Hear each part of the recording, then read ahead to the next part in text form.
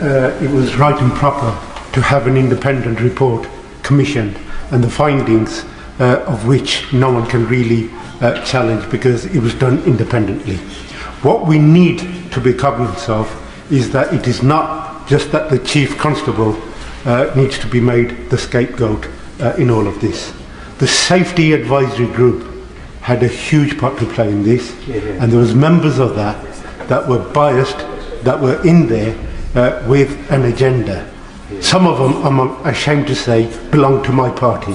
Will the Home Secretary agree with me that tough action needs to be taken against the individuals that set out to influence the decision on personal basis rather than as an independent member of that Safety Advisory Group?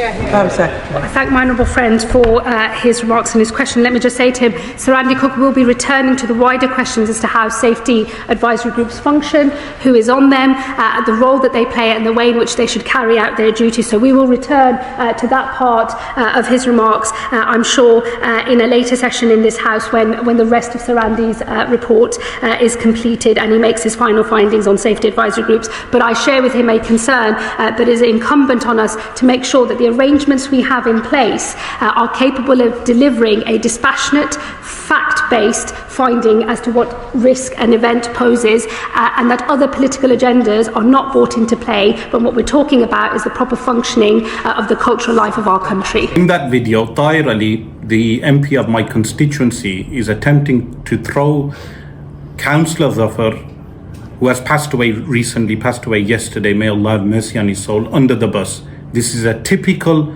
method of those politicians who are in the Labour Party who come from an South Asian background. In this case, Shabana Mahmood and Tahir Ali both should be ashamed, coming from Mirpur, Azad Kashmir, and carrying out this dirty politics in order to bootleg the establishment and to have some crumbs from the table, in order to be moved from being a backbencher to the front row of the parliament or even a cabinet member. You are throwing Zafar under the bus in order to say that Zafar was complicit in banning the Maccabee fans, the Zionist Maccabee fans, Zionist settlers, colonialists who occupy Palestine. You, Tahir Ali, should be ashamed of this. And those who are backing you, Khalid Mahmoud, going to the Jewish Chronicles with these stories in order to tarnish Zafar and placing pressure on Zafar.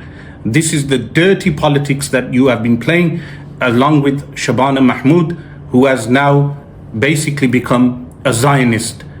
So additional to that, this conglomerate of people within the Labour Party who undermine British politics have actually destroyed British politics.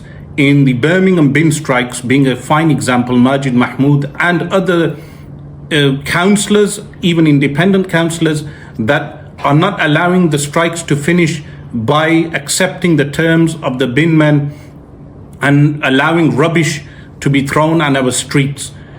So this politics has actually destroyed the internal workings of the Labour Party as well as other political parties, this tribal system of undermining the workings, the machinations of the political process and the political system. This is why I always advocate that English people, white English people from good stock and hereditary should be running this country. Good statesmen like Tony Benn.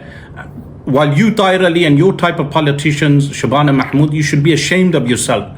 You should have understood the consequences of your politics that you are playing out today. There will be repercussions, there will be ramifications in the long term, undermining the Palestinian resistance, undermining the resistance